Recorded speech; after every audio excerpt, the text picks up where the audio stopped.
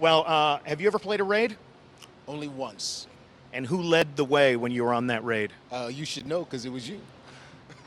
I got to play a raid with Commander Zavala. It was Whoa, actually one he's of my only favorite raided moments once. in Destiny. Did you Deep get in him the lost? Vault of Glass, playing with a Titan that spoke with Zavala's voice. So I want to thank you for that. We should do it again sometime. Absolutely, absolutely. Yeah. I wonder if there are any people in our community who would like to lead you on another raid. I hope so. All right. Actually, that would have been really confusing running a mission with him while you're playing with him. I'll put together a really good fire team for us. Great. So we are moments away from learning what Zavala has to say about this next game. And before we do that, we're going to take a look one more time at the original reveal trailer for Destiny 2. But if fans of the game want to hear more from you, if they want to see more of your work, where else can they find you? So when they switch to that, we'll go back and we'll I'm on a series on finish our Amazon mission. called Bosch. The third season just dropped about a month ago. I'm wondering if there's actually a I've got, performance guy in that I'm a armor. New series on Comedy Central. We don't have an air date yet, They but think that's we a living finished statue shooting and the not first a season. It's called statue Corporate. statue? We just finished shooting the first season in February. So they'll start to air in the next 6 months or so. And then I've got a film that called The Domestics. Oh, no. It's kind of a post-apocalyptic action thriller that's coming out sometime later this year. Genre that you might know something about, huh? Although the role I play, I'm interestingly enough, I get to do a lot more action than I usually get to do. So I'm really looking forward to that film coming out. Yeah. Well, if you just don't get enough of Lance Reddick in Destiny, those are the other places where you might be able to find him. But right now, we're going to see Zavala as we rally the troops. Oh, here we go with the speech. Times So may that be can dark, go. Let's but let's we finish are our Earth's mission. and greatest I'll- hope. I'll Look mute that around. tab. A gathering of noble guardians, new and A old. bunch of dirty misfits. Okay. Oh yeah, I keep forgetting I gotta look up at this thing. Kept firing. I was magnificent. Okay, going full screen. Hitting F at a dodge. Oh, did you already trigger it or not? Yeah, Yeah, you thought did. I did. Yeah, you did. Okay. See, Smile.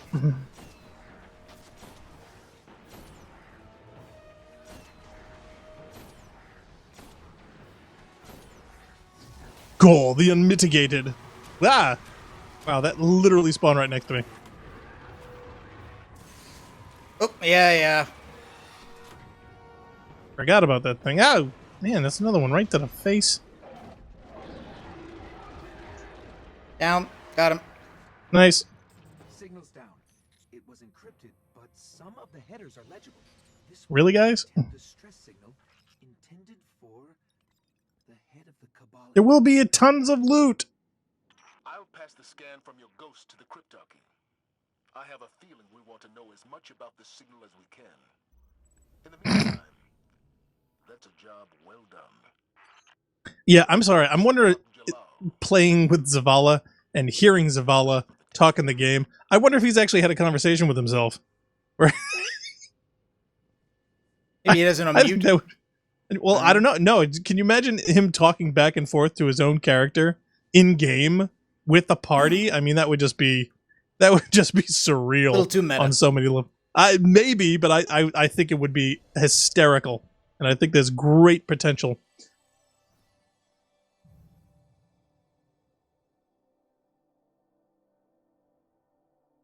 Aw, no loot. All right, so no, because we didn't we didn't do it off the list. We just did it There's because a problem with the loot I system. hope you All right. appreciate it, Z Dude. We played that level, got Yep. nothing. Yay! Thank you, Z Dude, for that suggestion. All right, so are we ready to kick this off? I mean, we're moments away. There's no other level that we could get through. No. There's nothing. On There's this. nothing to do in the next 5 minutes. Nope. All right, so you want to shut this down, or you want to just keep it in the background? Well, I'm gonna 'Cause- keep it in the background, but I'm gonna turn off my audio pass through so I'm not listening to it, and I will switch over to the Twitch page so I can monitor what's going on there. All right, I'm gonna bail and shut this off because I don't want it pinging. Because as soon as my controller goes to sleep, it's gonna freak out. So I'll jump back at the end. I'll quit that. Okay. I just don't want to leave the bandwidth open. Dun, dun. So thank everybody for tuning in for our restream of Destiny 2's lovely new gameplay premiere. It's going to be going down in less than 4.5 minutes. Yep. And hopefully our chat will definitely be less of a eye-melting experience as the initial Bungies or any of the other ones. Poor ship up there, all by his lonesome.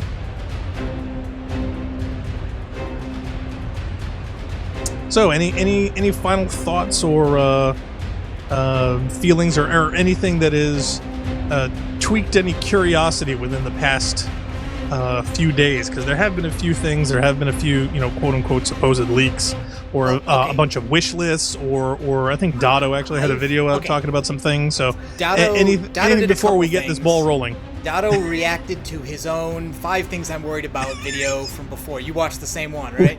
Which, and I gotta think though, he's a dedicated MMO guy coming from a WoW background, and he says a bunch of times, who wants those dedicated not lists that I of expected Destiny to be like numbers. WoW, but let's face it, he did. When he talks about how great 40-man raids are and how cool it was that the first boss in a raid isn't killed for 6 months after it launches, yeah, I can see that being cool. I could also see... For some people. Yeah, for some people. I could easily see, though, that, I mean, we already know that, like, not everybody who plays Destiny raids. Please, Zavala only has done one. It's been 3 years. Right, what would it be like if... if it took the best groups 6 months to figure it out to complete raids that took 40 people. I mean, WoW's just a different thing than this, and it really shouldn't have been. But I think he wanted it to be more like that. He wanted more kinds of progression, so that basically every minute you spend in the game would be advancing towards something. And, if you play too many hours, it just isn't that. You run out of all the avenues for advancement. You can't earn any more currency. You can't get any more loot. You can't raise your light level any. There's no more new stuff to get. I'm sorry. If I found out that it was taking 6 months to kill a boss, I would wait until it was defeated, watch the YouTube video, and then go do it. Because there's only so much investment that people can have to it. Bull wanted to mention that he wanted to thank us for not having a super popular channel. He says his chat is just hectic enough, which in my mind is also a huge plus. So anyone out there who also could potentially be listening to this, which right now appears to be 2, we're so happy that he had a chance to join us, and that hopefully the chat will not be full of spam. Because man, you look at Bungie's and it's you can't follow illegible. It's too fast. I mean, it's illegible. It's There's no point to it. People are completely.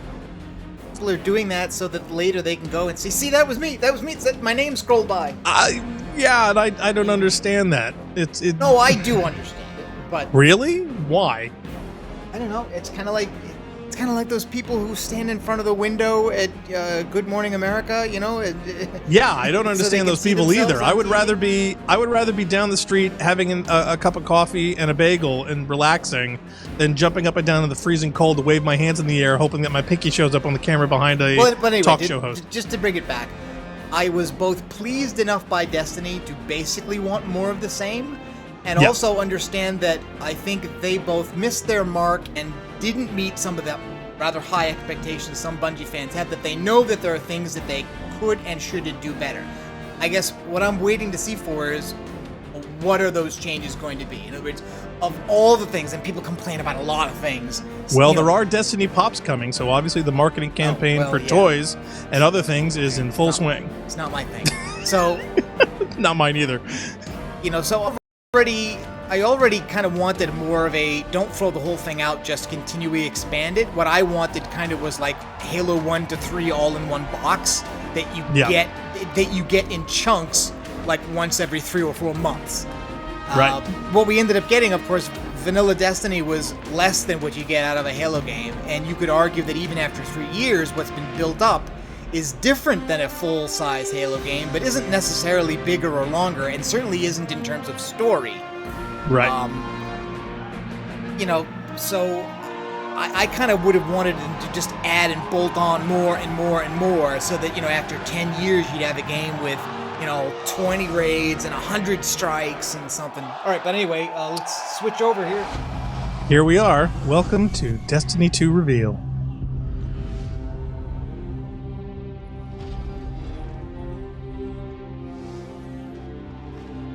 what makes a guardian a guardian?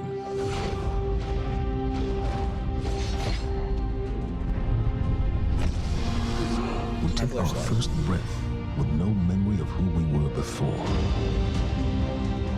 Yet, we are inexorably drawn to the light. We fight. We die. I'm guessing this is flashback Zavala? Maybe. Is he a member of New Monarchy? Is he a member of New Monarchy now? Just looking at the colors. Yeah. Supercell? We know that we were chosen for a reason. By something greater than ourselves. Yurts. For as deep and wide as humanity's rivers have run, it has now been reduced to a precious few, needing something to believe in, and a place to call home. This is what we have been called to. The future that we fight for. The future we will protect.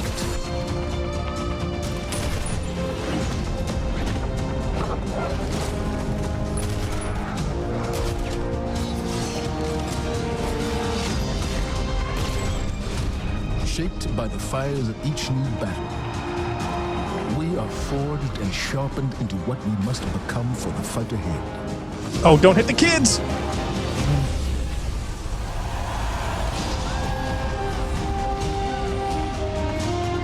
I was wondering in the background, I'm actually hearing, I think Twitch is broadcasting crowd noise. Well, the mics are on the crowd, so we're getting echo and we're getting ambient. What we have built is only the beginning. A symbol of what we can achieve. Of who we are and our great purpose here.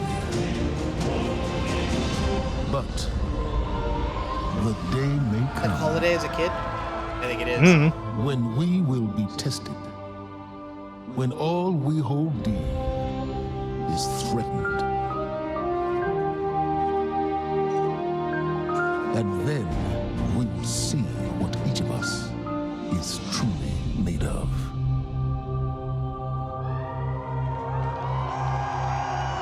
Wow, that was longer than anything that came before. And I guess that's a good thing. Uh-oh, here he is. Well, it means they want to treat Zavala like a character and not like a tough guy talking cipher. It's fine. That day has arrived. That day we've been waiting for. When we were talking about the slide setup for today, we've got a pretty cool presentation. We're like, hey, Luke, what do you want to put behind you? We're up on the stage. I said, can you put like a big ass God, he feels like Steve Jobs. Yeah. Huge. It's like the giant. The reason why is because the 2 is a reminder. It's a reminder that Destiny 2 is going to be a new beginning for everyone. Luke's going it's number 2. Convergence of veteran players like yourselves and new players into our universe. It's a chance for us to welcome the new audiences and communities, like the PC, where Destiny 2 will be available for the first time. I'm so glad he got a haircut for this event. And in that other room that you're going to go to when we're done here this morning, it's over there to play. It's got all kinds of cool stuff in it. We think it's pretty amazing. I'm sure you're going to tell us what you think about it, too. I know. Read about it on Reddit. To us, a sequel just represents an opportunity to start fresh. It represents a chance to welcome new players into our worlds, into the amazing Destiny community that we're all a part of. The second thing I'm going to talk about this morning, as I am the last barrier between you and seeing the game, is the vision for Destiny 2. As we've been building this game, there have been 3 things that are rattling around our heads. Just 3. Those are the things that the team and I are going to be talking about this morning and sharing with you. The first one is a world that pulls you in. This is about having a story you can relate to. It's about having characters that you want to hang out with, characters you want to work with. This is about having enemies, of course, enemies you want to face. It's about the way we build our environments at Bungie. We want to create experiences that make you seek what's around every corner.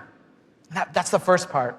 The second thing is we want to build amazing things to do. And this is amazing things to do for everyone, no matter your mood. If you're a solo player, in Destiny 2 today, we're going to talk about how we're changing the way exploring the world works. If you're a competitive player, I'm sure there are some people who enjoy Crucible in the audience. I saw Triple Wreck on a flight. If you're a competitive player, we've rethought the Crucible from first principles. We're moving all activities in PvP to be 4v4. We've rebuilt the sandbox in a bunch of ways for smaller team formats. We're going to add more math. We've done this because we want to create a sense of mastery. In order to master anything, you need to understand it. And that understandability comes from a whole bunch of stuff that you're going to get your hands on later this morning. The third part here is cooperative. Everyone knows I like the cooperative part of Destiny. Yeah, and in Destiny 2, we have a ton of new public events, we have brand new strikes, and of course, there's a brand new raid. And we're going to show it right now. Saw that coming. No, we're not. Oh, yeah. Of course, right? I wasn't expecting any of the radical. I talked about the raid last because it leads me to my third point this morning, which is about there's always someone to play with. This is a big one for us. The raids in Destiny 1 couldn't be experienced by everyone. 50% of people who reached the level cap organized into fire teams and completed a raid. This is amazing. I think this is almost a miracle. Because whether you did it through your friends list or the communities that you formed, or used out-of-game applications to build fire teams and take on these incredible challenges, or, as I know, pull the network cable from Crota. I know, that's like a year one deep cut. So is that. But that means tons of players, 50%, never had the opportunity to experience Destiny's most unique content. And that miracle that I talked about, the half of you who've played, that's not good enough for Destiny 2. So this morning, we're going to talk about how Trials, the Nightfall, and the raids will finally be available to all players. Where's Dado's channel? He must be Destiny 2's vision. What I want to know is why he has a giant gold Hershey's kiss on his shirt. New faction. Destiny 2's vision boils down to this really simple statement. Luke Smith is it's a world I want to be in. When I go there, there's always amazing things for me to do. And if I want, there's always someone for me to play with. On behalf of Bungie and our partners at Activision, thank you so much to the people in the audience who made the trip. Thank you so much to the people out in the chat spamming Senpai or whatever the emotes the kids are using these days. I don't know, I'm too old for that. No, you're not. And to everyone else who spent any time in our worlds, thank you. The wait is over. This is Destiny 2, and this is Homecoming. I think fewer WoW people complete a raid, and they get by on that subscription money. So for them to say half of people doing a raid is not enough, so we need to make the raid more accessible, meaning, what, either easier? Ikora, if you tell me this is a practical joke, well, it kills me to say it, but I would be really impressed. Impressing you, Cade, is the easiest thing I'll do all day. Let's get serious, people. Zavala, this is my serious face. Can't you tell? Ikora, what have you got? Someone or something has sabotaged the Skyline defense systems. And comms have been spotty for the last few hours. Every sensor beyond the wall has gone dark. Guessing this is the intro. Maybe it's just the storm. Maybe it's... What are the set feeds telling us? Nothing. Well, that's good, right? No. I mean, they're not there. There are no satellites. And that's not good. What's not good is not a single ghost is talking. Battle stations! What does it want with all the satellites? Maybe it wasn't Everyone with me, now! Oh, he's running Defender. Good to know. Okay, Poppin' blessing Goldie. or light?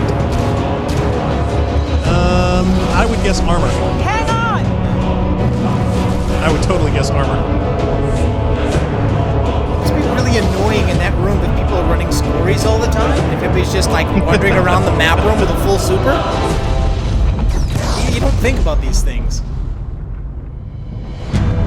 How much impact can this have if you need to reveal the central conceit of the changes in your game world? Not just in the beginning of the game, but in a trailer months before your game. I really want to know how those Cabal ships are so fuel inefficient. They all need tailpipes. Oh, is that... Wait, is that... I think it's something that's going to break the Traveler or whatever's left of it. I think it wants to grab it.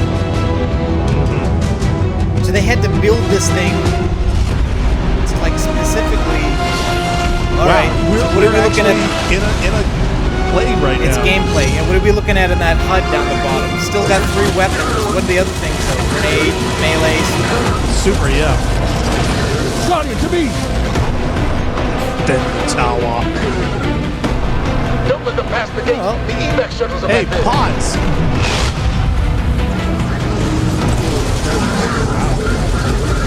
Well, remember, I think how many minutes or hours was it from the first game in the tower? Like, how long before they're going to make us fight here? And well, here you go. 3 years. Incoming! Fall back to my shoes! Hey, what happens when you're not in Zavala's bubble? You die, I bet.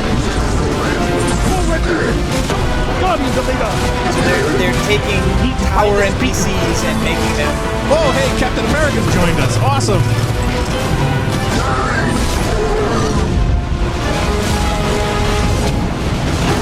We also have a Jedi in the room. Yeah. Well, I'm guessing again, people have been speculating about new subclasses, right? So, Yep. Oh. So that looks like an Arc Hunter, but not a Blade Dancer. Yep. And now we have new sword stuff. And yep. We've gone from hammer to flaming sword. There's name there is rolling. Zavala, the last of the shuttles is away. But the speaker, he never made it. Wait, he never made it, or is he actually I'm dead? going to look for him. I've got the plaza. Go with Ikora. Find the speaker. We're on it, Commander. Pod's still up, thank God. That's okay. Like, yeah, the crowd is like, yeah, man, sweet bot. Ikora, the speaker is gone. Red The Legion, whole room is gone. you will take no more from us, and you will find no mercy in me. Wow, she just Nova bombed the spaceship. Yeah. More pods. You're a little bit ahead of me, so you want to delay your comments. It's alright. You're saying stuff before it's happening. Need to move on the command ship. Now head to the North Tower. I'm sending Commander Holiday to pick you up. Oh, wow. All flamethrower. And Hey, the doors are open. We can finally see that spicy ramen shop. Wait years for this. Okay, we've got a rocket launcher. whoa. Our man is inbound. She'll drop you on the command ship.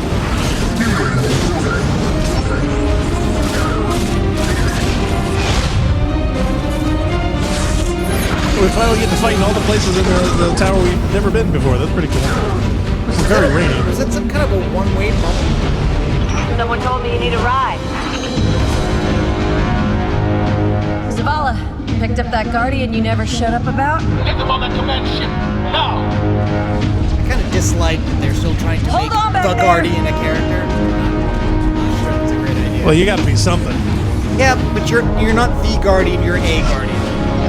The whole point of this is that there's supposed to be plenty of them. Lots of them. Hey, we'll finally have air to air. You're not the last Spartan. Big guy. Do something. This thing on.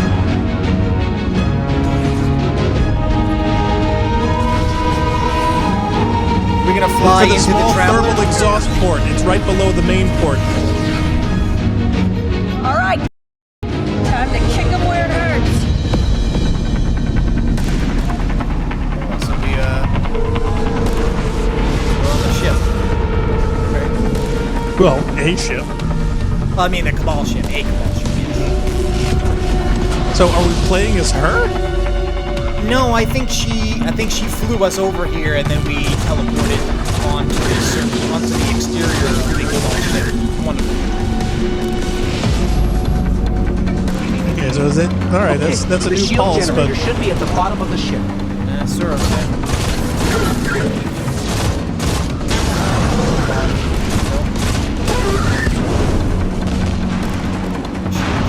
So I'm guessing, right, we have to drop the What? shields. it looks void. So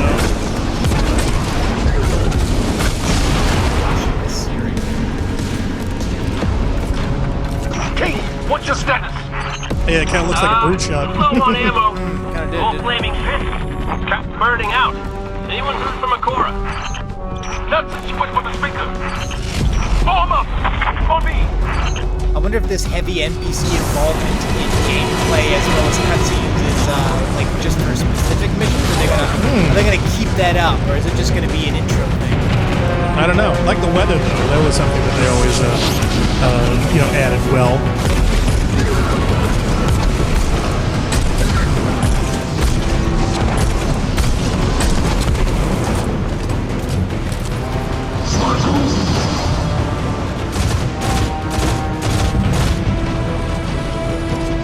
Ooh, there's a new Cabal bad guy. His name is Banana. Banana's definitely a big theme. Even looks like one.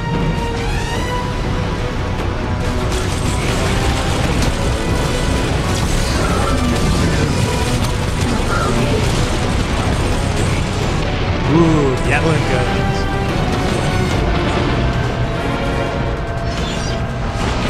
Now, what how much ammo you get for that? 90 per clip. They've got swords too. You've got swords too.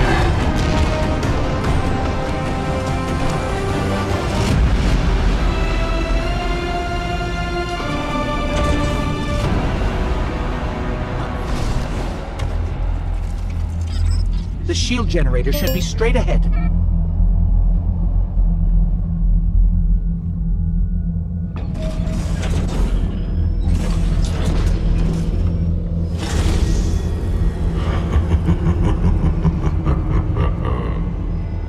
Your journey ends here. Whoa, that was pretty heavy. Oh, Narc, you got your cursor on the screen.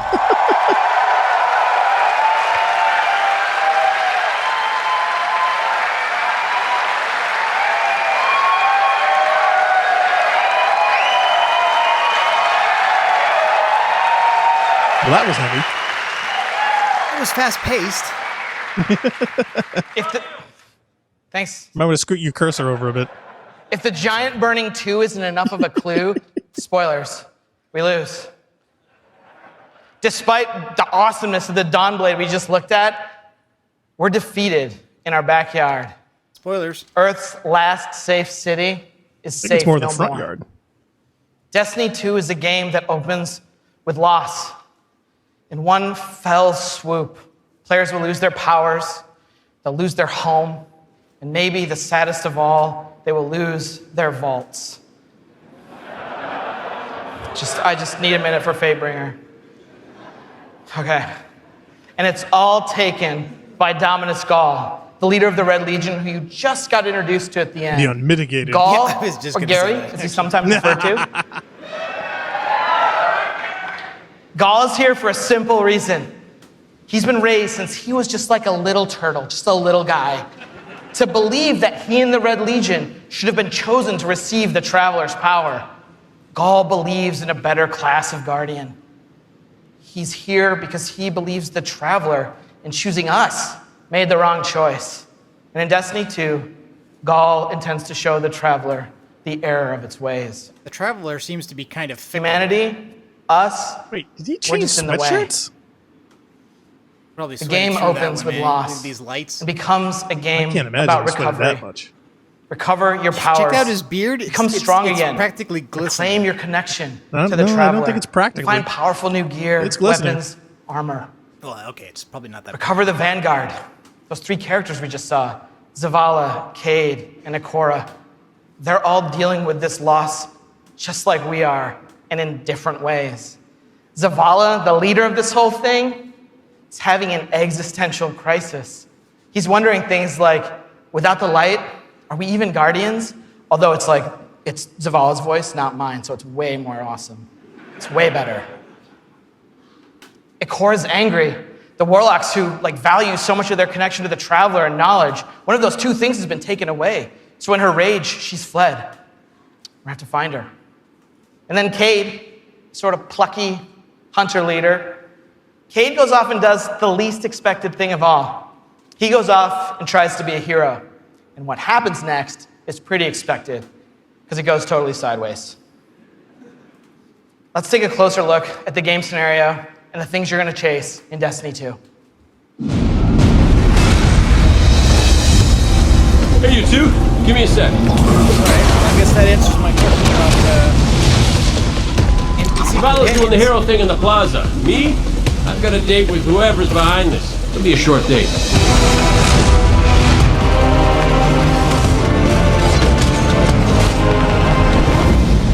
Destiny 2 tells a brand new story. What happens when a world full of superheroes loses their powers, their history, and home? Since Destiny 1 release, there's been no foe that they could stand before and not tip over. Whether it's Crota, Oryx, spider monsters, whatever. But in the opening of Destiny 2, players realize there is in fact a foe who has the power to not only take everything you own away, but to take your power away. God, they put a collar on it. Traveler bondage.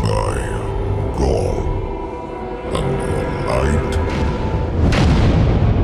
is mine. Dominus Gaul is a Cabal warlord who has brought with him the Red Legion and has come to our system to take the Traveler's powers, the light, take it for himself. Gaul's jealous. He wants to have the light. He wants to be chosen. I wish I had a church going to come back. Gaul is a different villain. He's not a psychopath who just wants to erase humanity off the face of the earth. He feels like this is something that is owed to him because of everything he's been through. He's a villain who you're like, yeah, this guy kind of has his stuff together. He's more like Alan Rickman's character from Die Hard. Like, minus all the Britishness. The Protector itself, the Traveler, is put in a cage, and in an instant, all Guardians lose their light. Unexpected and irreversible. You can no longer go back to the tower. You can no longer even walk. All you can do is stumble. Nobody expected that light could be taken away once it was given. The city has been lost and the Vanguard's been cast out, and you are the hero of this story. Whether you're a Titan, a Warlock, or Hunter, you have to go out, get your powers back, and take back the city. Oh, I see an SMG there. Does that mean that there are no more resurrections and the whole game is like a year one Nightfall now? Would that be something? It would be something. Whether you're playing Destiny today or it's going to be your first foray into the franchise, Destiny 2 is a new adventure for everyone. It's a fresh start. It's a weird reset the clock. Destiny 2 has an all-new cinematic campaign. There's more cinematics than we've ever had before. How long before the fleet's combat ready? More cinematics than and more story missions. Destiny. Yeah. There's quests, there's adventures, there's going to be people talking to you. People talking. Bring them home, it's a real American story. The one thing that has me scared, though, is we're all on the same planet. Hey, that guy had a beard. We've got cooperative strikes for 3 players, new Nightfall strikes, and a brand new raid. And in Destiny 2, we built you all new weapons, all new armor, and a pile of brand new exotics. We also redesigned the weapon slots. So they're gonna have a kinetic weapon, an energy weapon, and then a power weapon.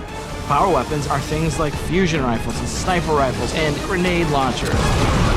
In that energy slot and the kinetic slot, you can have the same weapons. The new weapon plan is designed to provide players with more freedom and more choice to use the stuff that they love. It's definitely a reevaluation of things. Yeah. Each character has these new supers, and they're really changing the way it feels to play the game. We have the Dawnblade. You can cast your super, you've got your sword, and you're flying over everyone, and you can just rain down fire phoenix projectiles that just So it's a hammer at distance. And then you have the Sentinel. A Sentinel is a Titan, and he is able to summon a shield that he can just knock his opponents out with. Where he can throw his shield. Yeah, this is the Captain America bit. And then you have the Arc Strider. They summon this mystical staff and wield it like a crazy acrobat, cracking enemies in the head. It's awesome.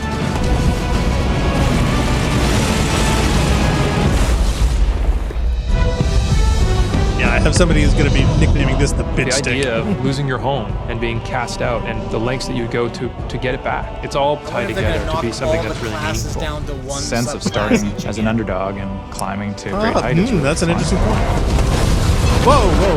Is that what I think it Destiny is? 2 is the place where we get to reach back out to everyone who could enjoy a sweet first-person shooter in a future Cinematic world. only.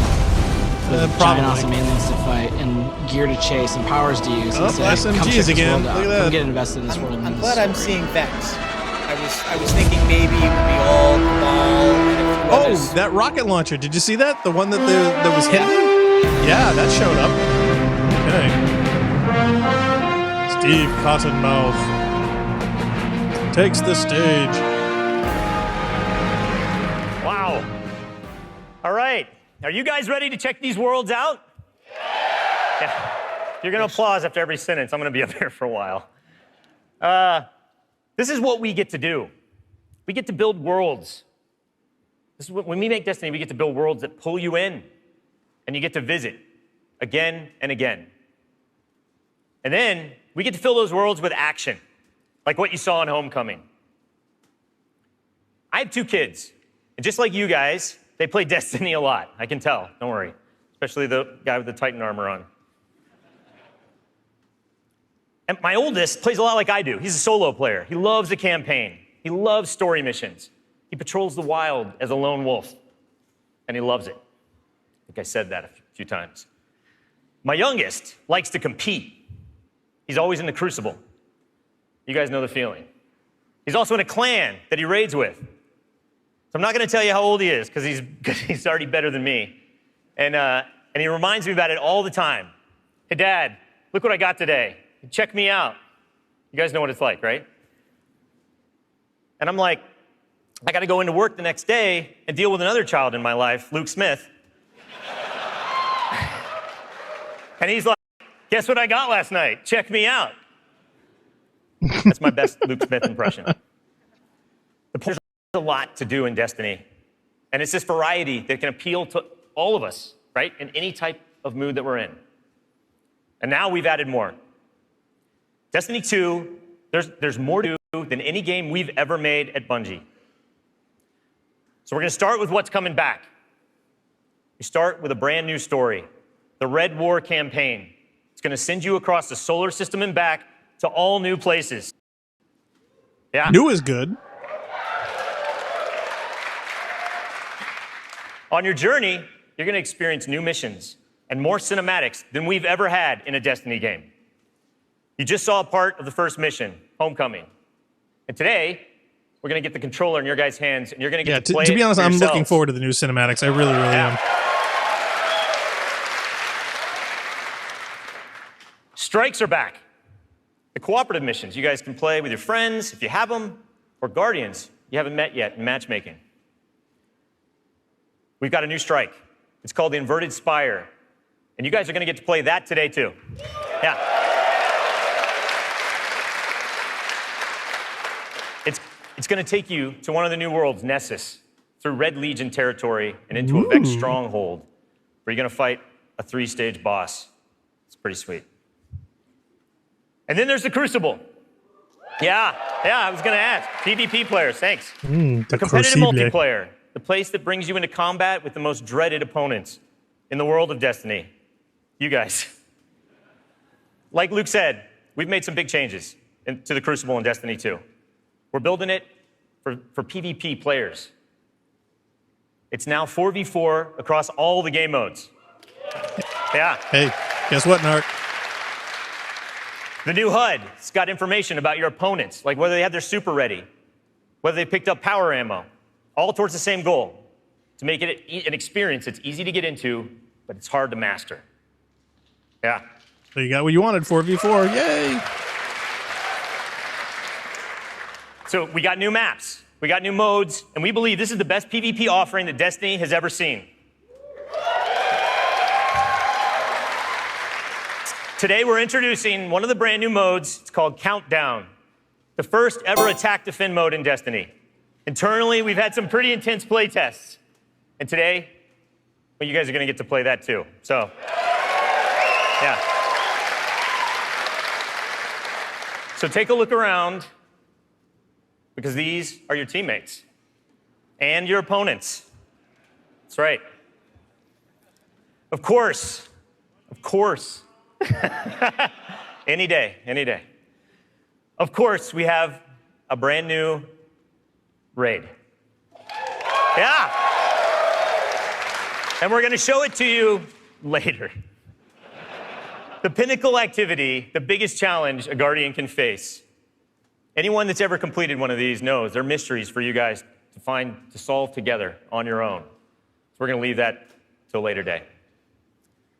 And then there's another area that we've made really big improvements to, we're really excited about. Exploring the worlds. I'm sorry, didn't we finish exploring that world already? Really, really cool stuff. So for many players, exploring the world is its own reward. Patrols were an invitation to touch down on a landing zone, gain favor with the champions of humanity. But in Destiny 2, we've made being in the world so much better than just doing patrols. There's so much more to do as you explore. Now, you can launch all of the new activities in the world without going to orbit.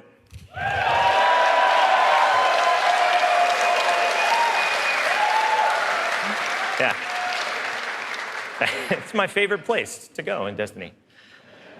There's still patrols, ambient encounters, materials and chests for you to find, public events that now have heroic objectives, but now they're adventures. Treasure maps for you to follow. Lost sectors for you to discover. Just choose a landing zone and the rest is up to you. You're gonna meet new characters in the world. They have their own story to tell. They're gonna send you on those side missions, adventures. The adventures are filled with new mechanics, new encounters. They're gonna take you to new places, and each have their own rewards that's gonna make your Guardian stronger. These same characters are also gonna mark your map with mysterious locations to discover. These we call lost sectors. When you descend into these dungeons, you're gonna find a cache of treasure and a boss that holds the key. Yeah.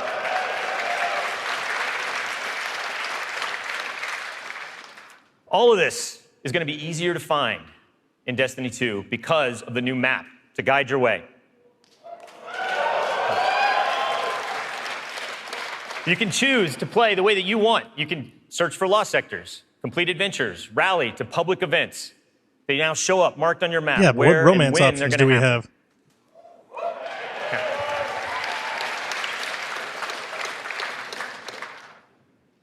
These activities are the foundation of Destiny 2. And we're going to take you to all new places to do them. 4 brand new worlds. Worlds filled with mystery, adventures, Earth was there and before. new characters to meet. That's not really new. But the team can show you these worlds better than I can. So let's check out the new worlds of Destiny 2. Earth is not new. It's been there a while. Totally recycling. We have these incredible worlds to explore. There are all new destinations, new planets with incredible spaces and secrets hidden. Now we have stuff tucked around every corner, under every locked door. I don't know, Bull, it looks like There's the old something Earth there to for you me. find. The map is a huge part of this new player experience for Destiny. Now you can actually go directly from one planet to another planet without going to orbit first. You can just open the director, pick your new destination, and go God, straight they've there. killed the loading screen. It's about darn time. It's about getting you into the action faster. We want to remove as many barriers as we can between your gun and the enemy's face. Everything you're doing on every destination is about getting more powerful, and it's about getting the band back together. The Vanguard have been scattered, and as a player, it's your job to go out to these mysterious destinations and gather them back together. And everywhere you go, it's about growing more powerful and learning how to go back and take back your home from Gaul.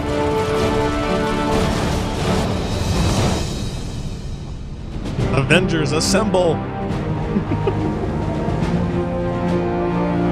One of the first destinations that you're going to go to is the European Dead Zone.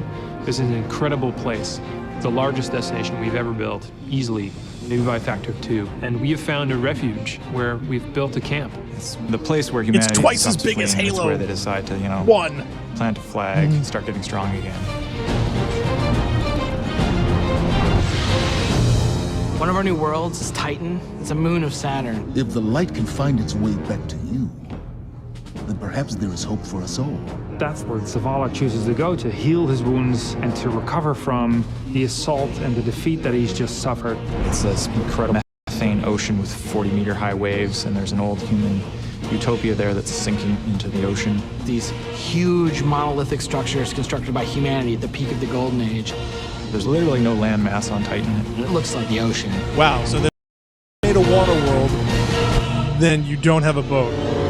So none of it is explorable.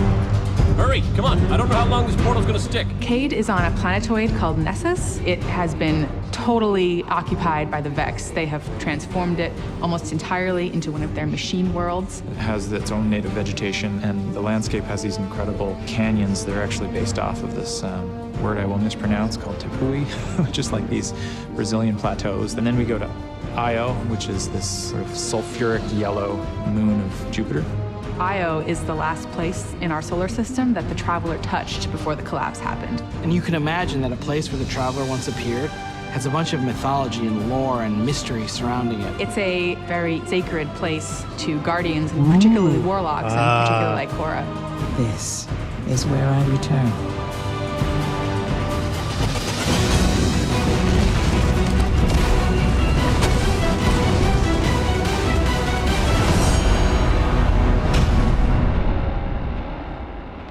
No, no, we're still punching things. Yeah, but it still does look like we've seen some of the same classes over and over, as if they're fighting. Yep.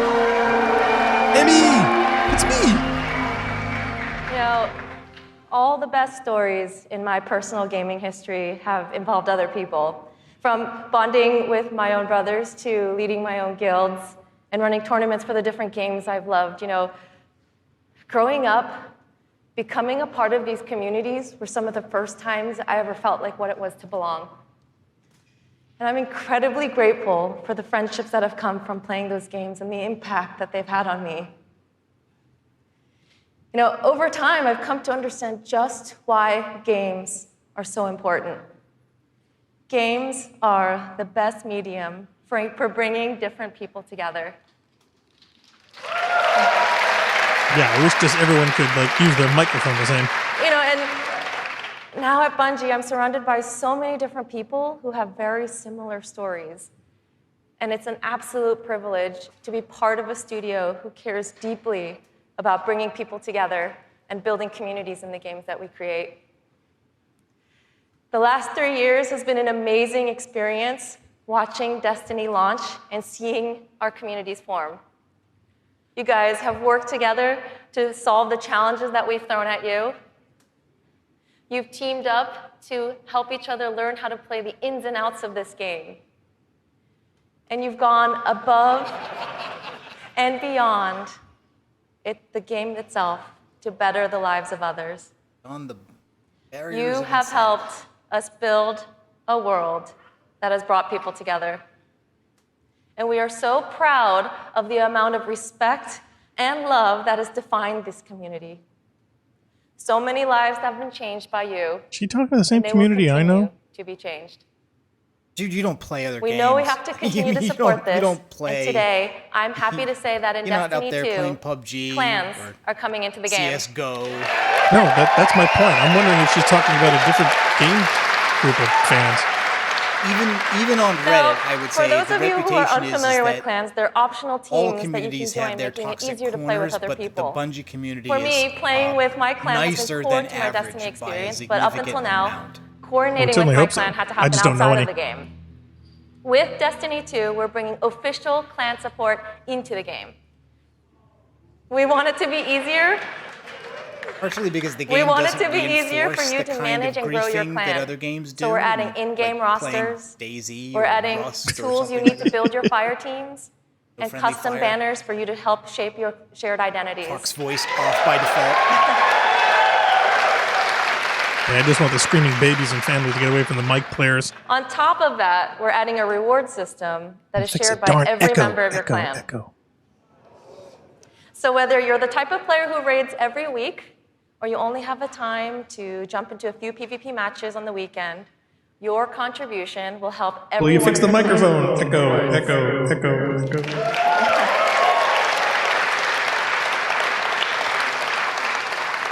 Now, we realize that joining Stop a clan calling is them not for everyone, and that's clans. okay. But this is why I'm super excited to say that clans are going to matter to you. Ugh. Even if I'm sorry, you never white join sheets. It's one. all I can think of when somebody says clan. Okay, well, fair enough. In Destiny, we had co-op activities that were designed to inspire friendship. Activities like the Nightfall, raids, trials. We deliberately kept them exclusive. When people say to clan dedicated raids, all I groups can of see people, is because you know, scenes of Forrest Gump with people on horseback, white sheets, burning crosses, torches. And we didn't think that matchmaking was a great solution Exactly. because of just how toxic gaming communities can get when you throw strangers temporarily into these challenging experiences. And while we think that playing with a group of people that you know and trust is the best way to experience the game, we made it inaccessible for some players to experience our endgame content. So we had an idea. We have these clans who are our best examples of communities with positive culture. And we have so many players who are looking to play challenging content in this welcoming environment. What if we put those two together? We're trying something new in Destiny 2, and we'd like to introduce you to guided games. I got a bad feeling about this. It's just LF. It's going to be LF At a high integrated level, LF. guided games is a system where clans and solo players can meet to play If you don't want challenging it, don't use activities. it. But people are using As it a anyway. solo player, you can use guided games to pick a clan you want to be paired with for a session of the raid, a session of trials, or the Nightfall Strike. And the most important thing about this is that you get to see which clans are currently hosting, and you're and going you're to able to read affiliate just a yourself little bit with a about group, them, so you know who they're and looking it will for at that pull moment. people from that group to fill your team when it's You get to empty. see how they present themselves, and you get a little sense of what type of players are part of that clan. And for players who are in an active clan, you know that building a full fire team of 6 to run the raid can still be a frustrating experience. And if you're a scheduler like me, then you're motivated Yeah, they're just to play going to with a group up to consistent group of pone people. other groups so they But can you say probably we're a had to clan deal with better the be your experience of better than your someone clan. bailing at the last minute, and then you're I think they're going to scrambling organize to find some of their substitute, own and based you're on just trying to keep the group together. questions you answer, kind of like the With guided gamer games, you'll be profile able to questions in open up your Xbox, party where you say, to new players I'm who are looking for a group to casual, play you know, with. I Right. like this, like that, or the groups that are in the Xbox dash that said, you should have Or worse, a they're mic. going to get a bunch of them to completely Through pub guided stomp games, other clans are players. now the foundation of the community that leads every player to all the most challenging content. And while we're really happy to say that everyone is going to have a chance to experience everything that Destiny 2 has to offer, we're really more excited about who you're going to meet and how you're going to play together. We know there is a community for everyone, and we hope that in Destiny 2, we can help you find one where you belong.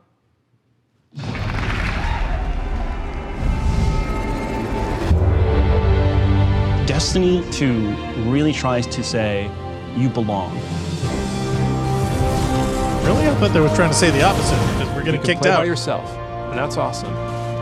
But playing with someone else and tackling a challenge together, that's when we believe Destiny is really at its best. We've heard loud and clear from a lot of our players over the last couple of years that they really wanted to play endgame activities like the raid and the Nightfall strikes That that vehicle just require a disintegrate? group, but they just couldn't get enough players online at the same time. Our big challenge is like, how do you take the ease of matchmaking and how do you take there is the a magic tank. of community building and help people find the people that you will have a great time with? Looks like they took the fan blades out of SRL and put them into the regular game too. We're adding 2 new systems to Destiny 2 that are pretty critical, clans and guided games. Clans have always been a part of Destiny. It's just been a name Hey, or a they second changed the friends orbit list. shot. But clans are finally in the Destiny 2 game.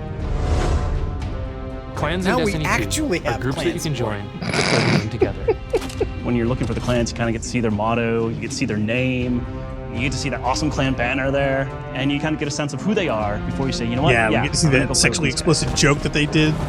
Clans are going to have progression rewards, and they're also going to be guides for the guided games experience. I wonder if that means it's curated, games though, is a like way to allow Bungie sets solo the clans players up to seek instead out of you setting your own, or whether they'll find be people both. who are already hosting a game who are just looking for one Oh, or I two like more that shit. players. I like that shit. Imagine you had 5 I people who knew wanted to you were play gonna Raids, say that. but they're missing a 6th person. Then you have a solo player who's never played Raids before, and they're like, I just want to see what this is like. We'll match a group and a solo player together. Wow. Guided games Dancing are on heads our now. way It's of a making thing. sure everyone who loves Destiny can play every piece of content we build. Guided games doesn't require any commitment. You can just have that really great experience, and then you can part ways. Yeah, there's But our hope basically- is Isn't that how it is lasting now? that activity. There's not a Maybe lot make of some friends commitment and join the clan. existing at the moment. Destiny, through clans and guided games, is going to help people fill out their friends list, so they're always going to have people to play with. I gotta say, the menus are definitely looking nice. What we try to do in Destiny 2 Dave Canlin. is weave this sense of community throughout the entire game. When you get to the farm, you meet this character, Hawthorne, who doesn't live in the city anymore, but she went out into the wilderness and created a community of her own. Oh, thank God. I was so worried we were not going to get the soccer so ball many back. friendships that would have never existed, all because of this game. We really try hard to make sure from the ground up we're building this to be an experience that you want to share with your friends. And not only your friends, but the potential friends that you could have. They're I've sending all never the had a game guardians to that a feels farm like home upstate. before, but Destiny just feels like home. There are no words to explain how much I love this community. People have found a new place to call home and new people to call family. And no streams to call for tips. Destiny 2 is really ramping up everything in every regard. I think it really is about the breadth of experience that you can have. Whether you're in match-made activities like PvP and strikes, whether you've taken a step into guided games, it's a game that's best enjoyed. Actually, you know beside that other building players. gave me a flash of No Man's Sky for a second. Yeah, actually, one of the ships That's what did the game's too. about. Okay, so I'm not alone. I feel better now.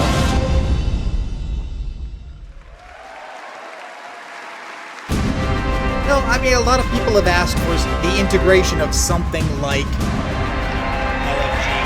It's not surprising that they do that. As you just saw, Destiny is a series that brings people together. It's allowed me to reconnect with an old friend from junior high, someone I hadn't heard from in almost 20 years. I was sitting at the Sony E3 press conference a couple years ago, and Destiny the Taken King was just revealed on stage, and my phone starts buzzing. And I look down, and it's a message from this friend, and he's like, dude, do you know anything about this Destiny game? And I'm like, yeah, I know a little bit about this Destiny game. And since then, we've played the game together for dozens of hours. We've introduced our families in real life, and we've got the opportunity to laugh again, just like we did when we were kids playing Super Nintendo in his parents' basement. Destiny's also given me the opportunity to grow closer with my youngest brother. We talk on the phone now, almost every week. And for the first 10 minutes, instead of talking about our jobs or talking about our parents, we're talking about Destiny. phone. We're talking about our Guardian's trials, where we've been in the world, the crazy loot we found, his story about how he got Gallahorn, the dudes he's been crushing in the Crucible. About me when I broke down my And every Gallahorn. week, he asks me about Destiny 2, and every week, I deny him. Until today. With Destiny 2's clans and guided games, we aim to bring together millions of more people just like that. To reconnect with old friends and to meet new ones that you'll never forget, that's the promise of this game. Welcome us, to No Man's Destiny Sky. is more than just a game, though. Black Garden looks a It's a little world where you can lose little. yourself for 10 minutes or for 1,000 hours, where you can explore the world at your own pace or take on some of the most competitive challenges available in video games today, where you can play solo, like I do most of the time, or with an old friend, a family member, or with someone you just met. This is Destiny 2. Destiny is a world I want to be a part of, where there are amazing activities to do every week. There are And there's moments always someone to of play with. actual gameplay available. On behalf of Bungie and Activision, I want to Between take the this cutscenes. opportunity to thank this incredible community that inspires us to work tirelessly to make this game a worthy sequel to the original.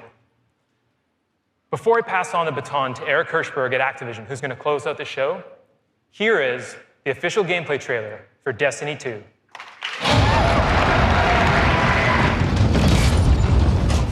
Hey, Cora, if you tell me this is a practical joke, well, it kills me to say it, but I would be really impressed. Impressing you, Kay, is the easiest thing I'll do all day. Ikora, what have you got? Someone or something. Well, the other one I think was the lead-in. This is a trailer. This is the cut version.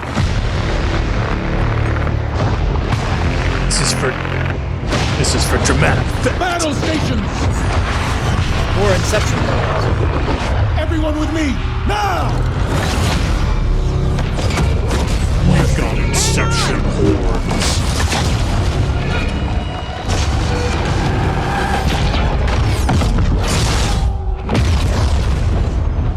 Your journey ends here. Boy, Activision's gonna be pissed. They were supposed to get another game out of them. Yeah. This enemy has taken our home.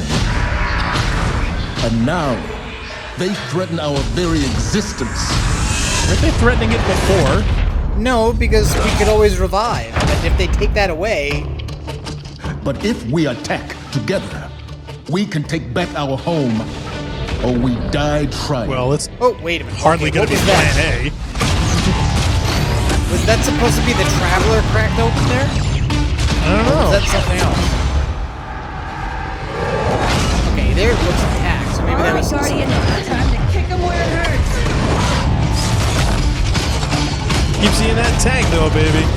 Oh no, looks like you can't actually use it. Yeah. Oh yeah, I think you are correct. I might have a new toy.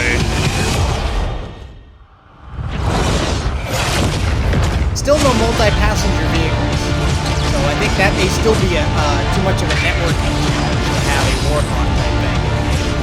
Maybe. Oh, we got to see Space Dogs.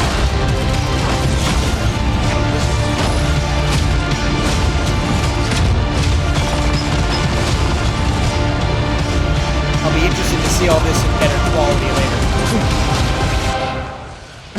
Am I right? Am I right or am I right? It's actually using Ace of Spades. Hey, I use it.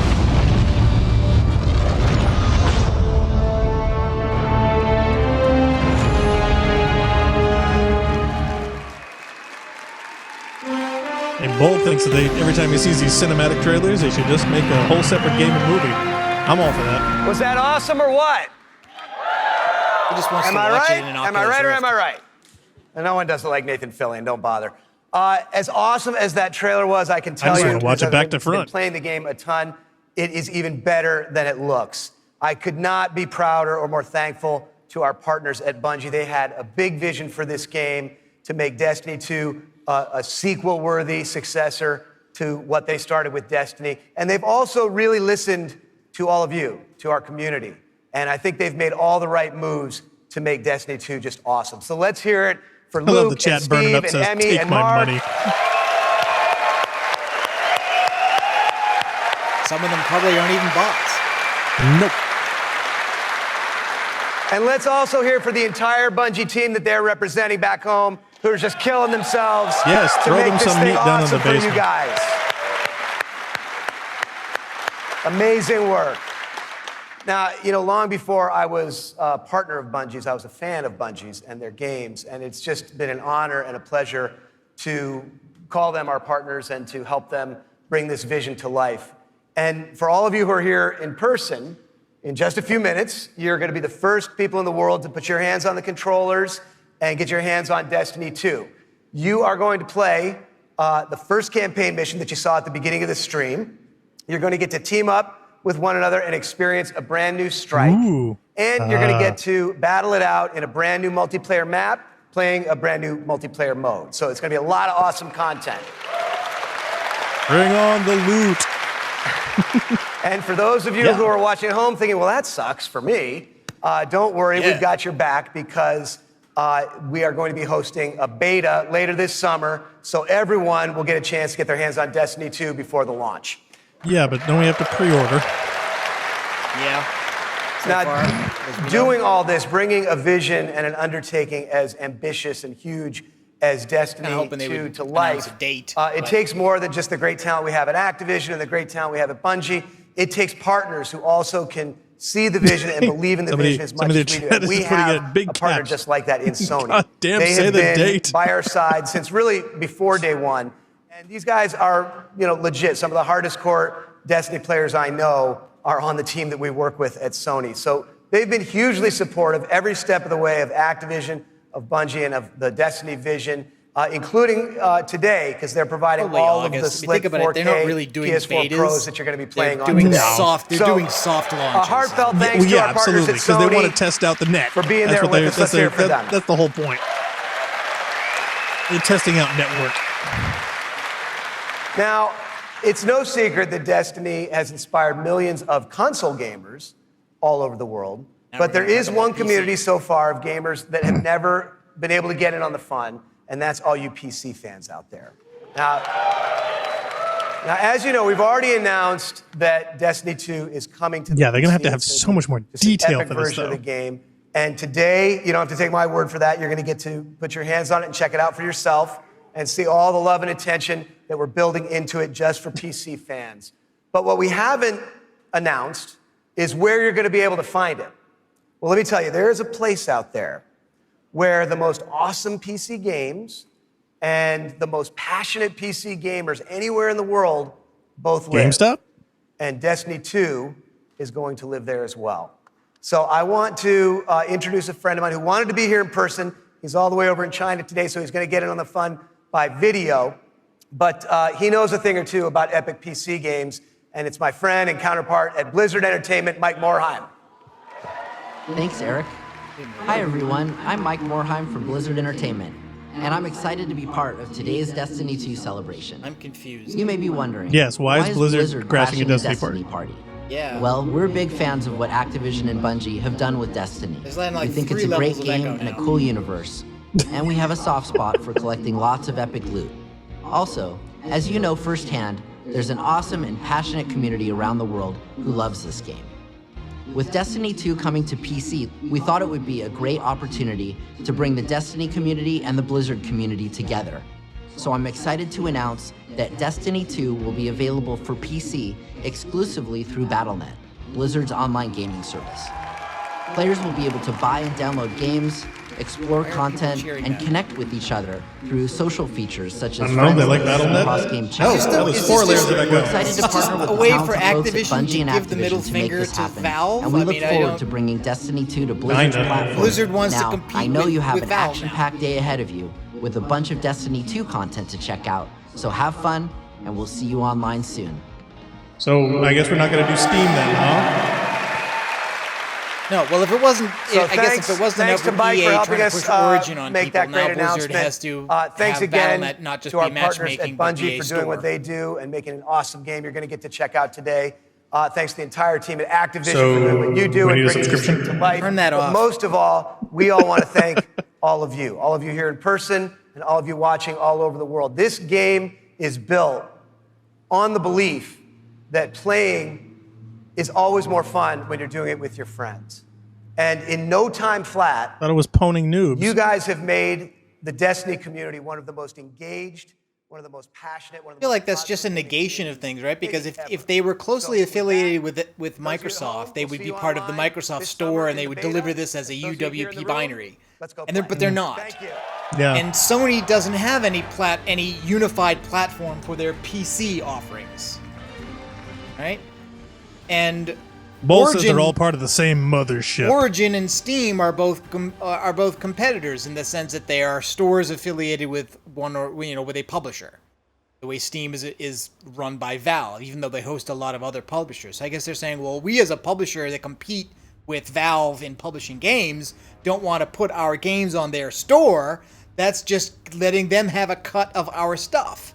So Yeah, we can't have that. We're gonna make our own store. Well, thanks everyone for tuning in. Thank you for watching. We're a restream of Bungie's Destiny 2 reveal. We got a lot of trailers, a lot of content, and we're gonna be retreading those things over and over again. I'm sure we're gonna get some high quality cutscenes and have a lot to talk about. I'll have to watch it better in high quality. Maybe pull out some frames to see if there's something we want to look at in particular. Ships, weapons, other things that may have been of interest there. Yeah, and I'm sure there's a whole bunch of things going on between then and now that we're going to be covering as well. So one big question, though, is, Narc, is anything that you've seen here dissuade you or in any way, shape, or form change your mind about pre-ordering? No, I think my decision would be the same as last time, is that once we know what the parameters of the beta are going to be, like what platforms it's going to be on and when it comes out, and then you want to pull the trigger. Pre-order window is going to be, I will pre-order at the last possible minute to allow myself entry into however much beta I can have on our current platform. Our current platform is Xbox One. I gotta admit, though, I see more and more games that I wish I had access to on the PS4. So who knows what we'll do next year? I don't know. You think of jumping consoles? Well, I mean, I've already missed some stuff that's pretty darn good that I've watched Let's Plays of instead of playing, like Last of Us, Bloodborne, and looking out now, Nier Automata. That's another big title that a lot of people are big fans of. Yeah. I don't know. For me personally, I'm dying to see all the cutscenes. I'm dying to see all that stuff put together in a coherent way. Certainly, not set up in the same architecture with the echo in the room, and the reactions for the crowd is definitely nice, but for me, I like to immerse myself within it. There were definitely some interesting weapons going on. One big fear that I had, though, is that because we've been so ingrained with the weapon dynamics and the designs that they've had for so long, they really didn't go into any massive depth. They really brushed over it quite quickly, the new dynamic, how they're handling kinetic weapons and primary weapons, and now the what they're not calling heavy anymore. They're calling it something else, and how you can have different types. Has gone up now, right? That you're going to have kinetic, energy. Yep. And what was the other one? I've forgotten about it already. So the real thing, whatever comes the replacement down to, is for heavy, some kind of special, like a different thing, so that you basically, if you want to have different versions of the same archetype, like if you want to have two shotgun things. Yeah. They're also changing. Well, they're also changing the ammo that powers those as well. But the one thing that I did notice that sort of had me slightly worried is that a lot of the weapon designs were radically different in such a short span of time. And I don't know how well that will coincide with how the campaign progresses, but there seem to be a lot of weapons that are completely and totally brand new, a lot of weapons and armor and everything completely brand new right from the get-go. So we don't really have a time span from what came before just to now. But also the simple fact is that it may start to feel a little bit more like other big shooters that are out there. I got a big Overwatch feel from a lot of the weapons that were being demoed there. And I know that they all wanted to show off all the new cool stuff. So maybe they just put too much of it together to showcase or something, or maybe they revealed too much. I don't know. But how the weapon dynamics all interact and how the gameplay is going to change because of it, I'm curious as to whether that will be more interesting and fun. Will there be a big learning curve for people? Are a lot of people going to take to it really quick and end up, completely dominating very rapidly? Or is it just going to be too different where it's like, this doesn't feel like Destiny to me anymore. This feels like I'm playing Overwatch. This makes me feel like I'm playing something else, So I don't know. I have no idea, but I did get kind of a vibe there. I start to wonder whether it's not as if they're constantly looking for the right mix of the elements and mechanics, but whether the idea is to continually change those things up. Like people always had complaints about the progression system and the upgrades of weapons and gear, and that kept on changing the way infusion works, materials. And I wonder if it wasn't I hope that there's they not were, a billion of that anymore. I wonder if it wasn't really that they were working towards, we're going to get it until it's perfect. It's just that part of keeping people engaged and invested and interested is in making, medium to large size shifts every once in a while So that people are like, oh, okay, now I've got to go in and I've got to do all this stuff over again or do some different stuff now. So that again, everybody was used to the idea of primary, secondary, heavy, and now it's like, nope, that's all gone. And you were aware of your subclasses, and now that's all gone. But now the big question is, what do you think of Guardians in Space? I had to step out during it, so I don't know what you mean by that. I actually, unfortunately, I missed. See, you missed all the good stuff. All of the world stuff right up. I was texting you. I was like, "Where did he go?" It's like I'm talking to myself here. It's like I texted just you. me I and had Bull. to get up and leave, so unfortunately, I didn't see that. You had to go to the front door. So, well, apparently, I mean, do we know how many destinations there are? 4. There's four new worlds, and I thought that they were trying to pull something just funny. Like the original. Is Earth one of them, or the? Well, Earth is in the middle there, and I'm like, the first thing it said, we've got 4 new worlds, and Earth is right there, and I'm like, you're pulling a fast one. Earth was in the last one, so yeah, so it wasn't as super clear as it was before. But yeah, there's Io. There's a new one that Cade is on. There's Titan, which apparently is a big, giant methane ocean-filled thing, and it looked like a water world. Does Zavala go to Titan? Because he does. Yeah, so the Titan goes to Titan. Duh. Yeah, it was kind of obvious there. But I might have made it different than that just on purpose, just so it's not the Titan going to Titan. The funny thing that I noticed that it seemed like kind of a cop out because you have these big, gigantic, huge, sweeping vistas, and yet now you're on Waterworld, and the funny thing is that it looked like all these buildings on stilts did not have a lot of travel places to go. There weren't enough of the areas that you seem to could explore or continue on because the entire surface is covered with liquid methane. So if that's the case, obviously in that world you're going to be limited to interior buildings and certain spots and whatnot that didn't have the same sweeping open huge environment that I was hoping and looking for. There were a couple planets that did look like you might get that, but you didn't get the impression or any huge sweeping travel distances that you had before, or like I had hoped to after we had done going through Andromeda. Or remember we were talking about that, where you had pretty much free range of anywhere you wanted to go, and I thought, wow, wouldn't that be great for Destiny 2? Wouldn't that be fantastic for us to be able to do that? And it doesn't look like that is going to be part of the case. So but spaceships is also going to be a thing, supposedly, or I mean, at least in the cutscenes and whatnot. There are rumors for them being functional, but also the capacity of being able to go. I don't know if you saw this, but the capacity you can go from location to location without having to go to orbit. So you can go point to point now. So orbit is now no longer necessary.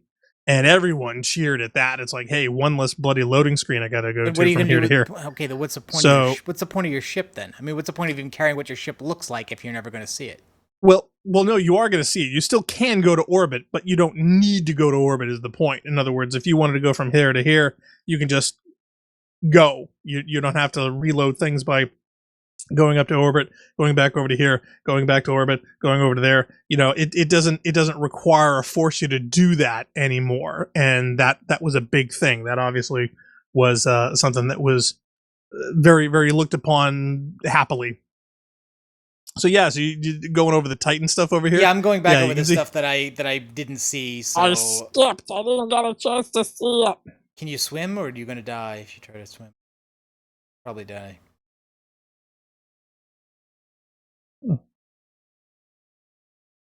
I've got the sound off. So we don't we don't need to see the sound. But what was it? The Kazakh flag on the ship? That was interesting. This looks like Nier Automata. If you're gonna have to fight this big drill. Nessus. Mm-hmm. Yeah, no, they got some cool stuff going on here. Cade swimming around. Yeah, Nessus is the world that Cade goes to. I'm guessing they're all moon. I'm guessing it's a moon, right? The thing is, though, the other impression that I got from a lot of this was, it's like we're going to be rescuing Captain Keyes a lot, and by that I mean we're going to be going to hunt down all the other Guardians to assemble them together. And I got a distinct impression, especially when all three of the Titans all three of the Guardians got together. Where you have the Titan, you have the Warlock, and the Hunter.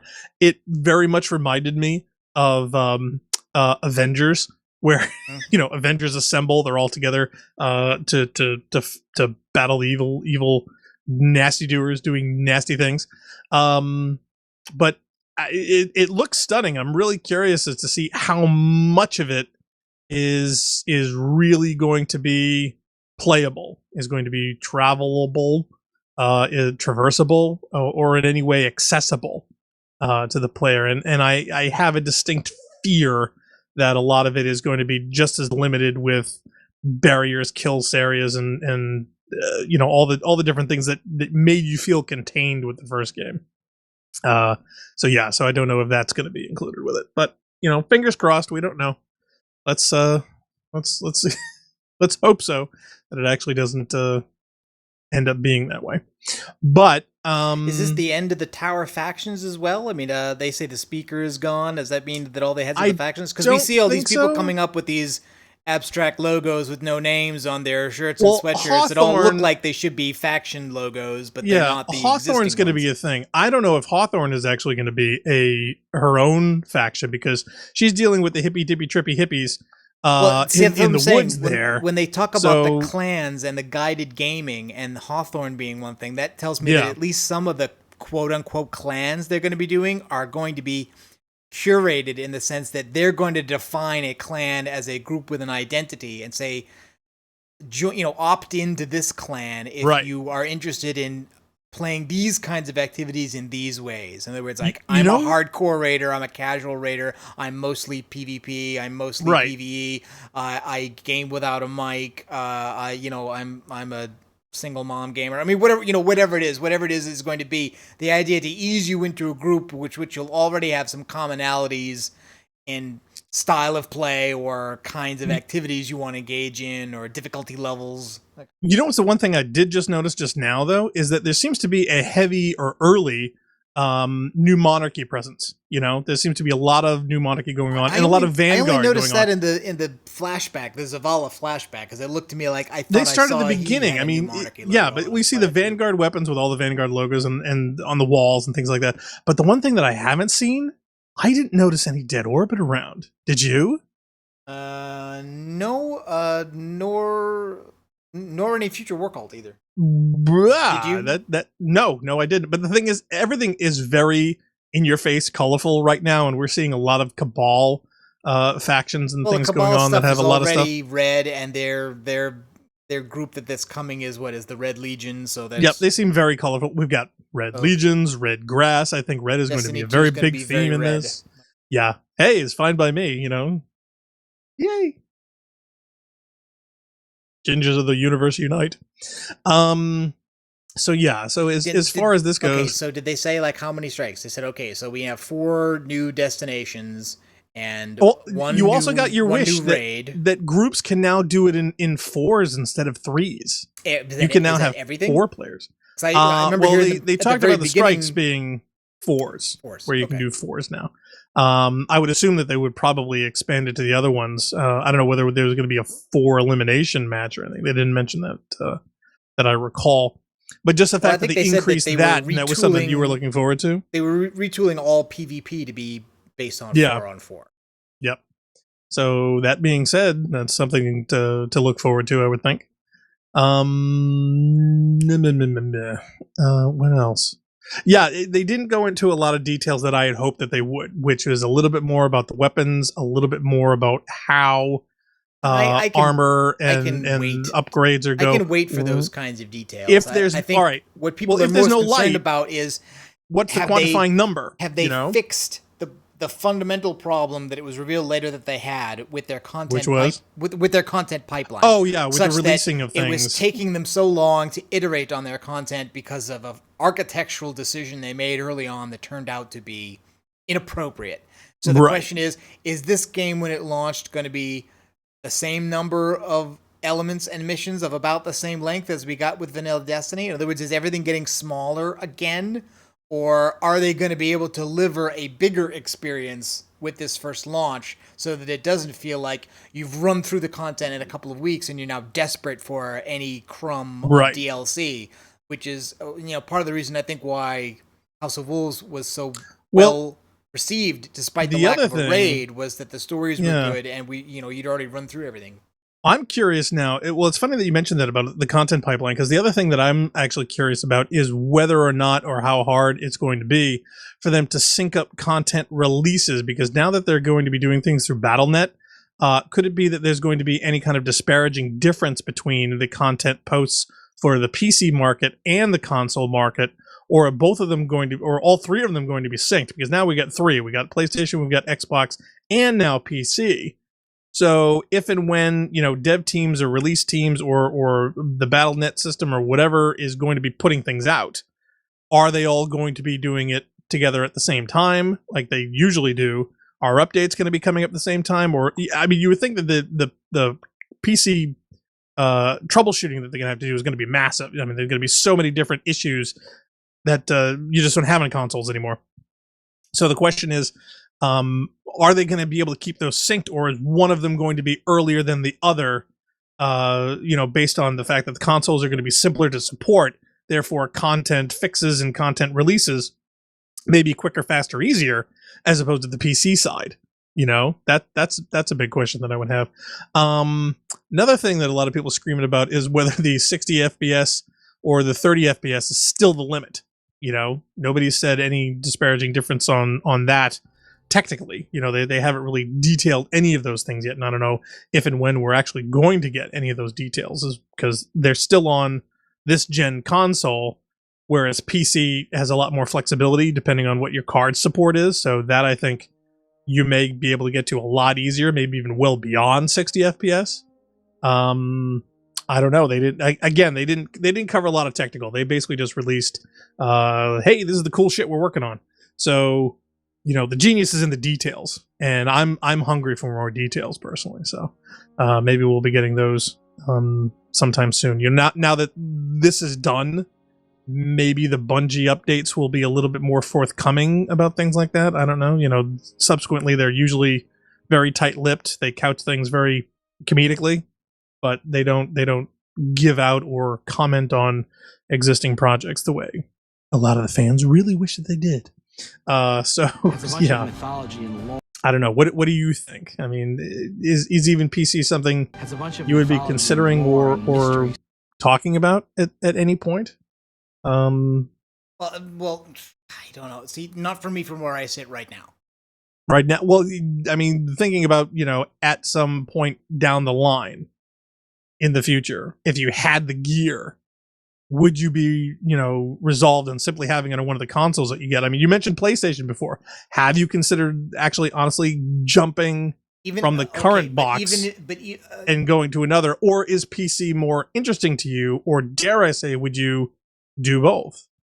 Is that something? I do not have an interest in getting to the bit where I'm playing on 2 or even 3 platforms the same. No, three would be too much. But even 2 is too much. Even 2 is too much. Okay, so 2 is too much. So you would want to pick one. So out of the 3 available, what would you pick? At the moment, I would stick with what I have because I have it. If something were to break, so you'd stick with the Xbox. If something were to break, then I would probably reevaluate again. If I would say that if I knew back when we committed the Xbox One what I know now, I probably would have chosen PS4. Really? Why is that? Because Destiny is a non-exclusive, and I cannot think of any Xbox exclusive game that I actually had to have. There's stuff I can have, but most of it is available on the other platform. Okay. Well, because for me personally, there are not tons of games that I wanted or needed or was interested in playing on the Xbox other than Destiny. And before that, it was Halo. And I thought just going from one to the other, if I could have gotten Halo on PS4, I wouldn't have cared. But simply that I had invested and played and may at some point want to go back and play through some of the old ones, I didn't want to limit myself to say, nope, sorry, you're not going to do it, or you're going to have to dig out one of the original Xboxes or your 360 again. Assuming that they even work. Strangely enough, the original Xbox is far more likely to work than the 360.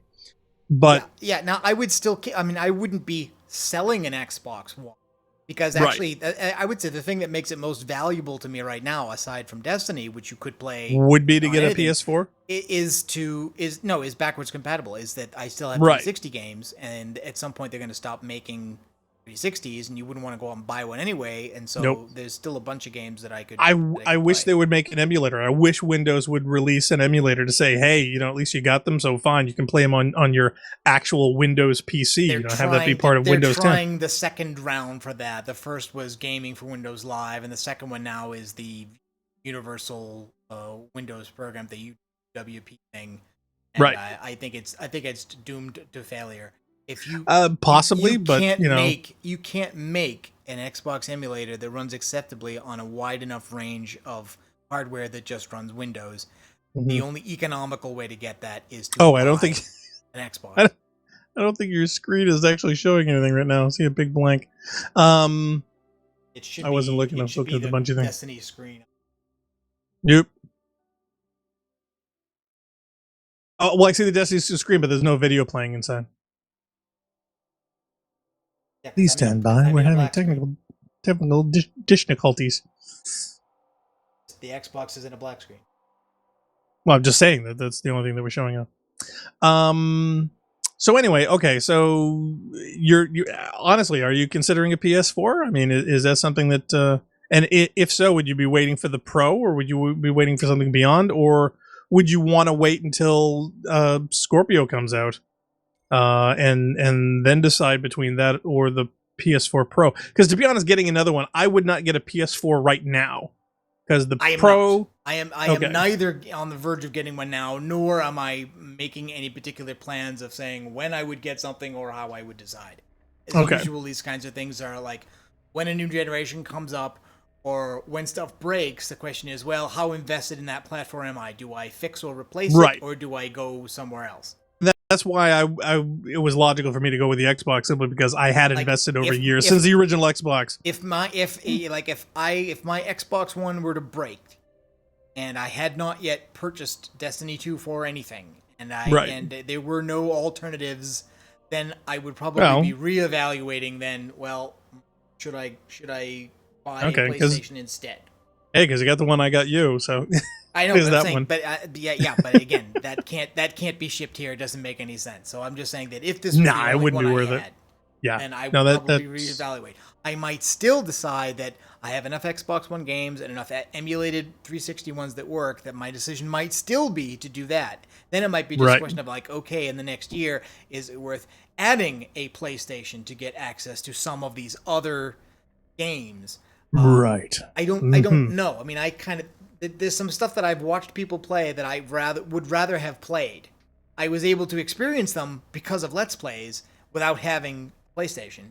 But some of them I think I would have preferred to be able to play them. Nier Automata is also available on Windows. Probably would not run on my very old video card, but... Yeah, that's the second time you mentioned that title. Is that something that you wanted to cover in a future no title? I don't think so. Playthrough? We got so much stuff to do, really, that I was just curious because apparently it is terribly popular. It is it's kind of a niche thing. I'm not sure how much you would like playing it. You might want to just pick up somebody's Let's Play. I know I would watch it, that's no big Ready deal. Run guys have done it, featured it on a couple of their streams. Cool. So there's lots of places you could take a look at that. Awesome sauce. But we still have Myth 2 to finish and marathon stuff to do, and then there's more Myth because there's expansions. Okay. Now, do you want to replay some more Destiny 2? Because I feel if we're going to keep going on this, we should cycle back to that. To a close. It is middle of the night here. Okay. All right. Well, listen. Thank you, everyone watching. That's specifically Bull. Thank you for tuning in. We definitely appreciate it. And for anybody else watching the sub versions of this, thank you for checking us out. I think we certainly. Actually. Yeah, but it's hardly common knowledge. We certainly enjoy this, and we certainly hope you enjoyed watching. So thank you very much, and we hope that you will tune in next time on Rambacy.net's YouTube channel for all of our future content.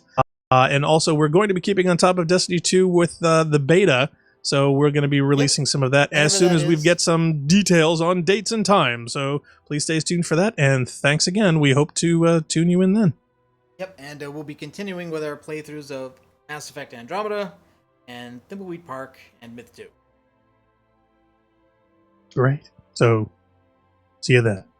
Bye. And cheers for both.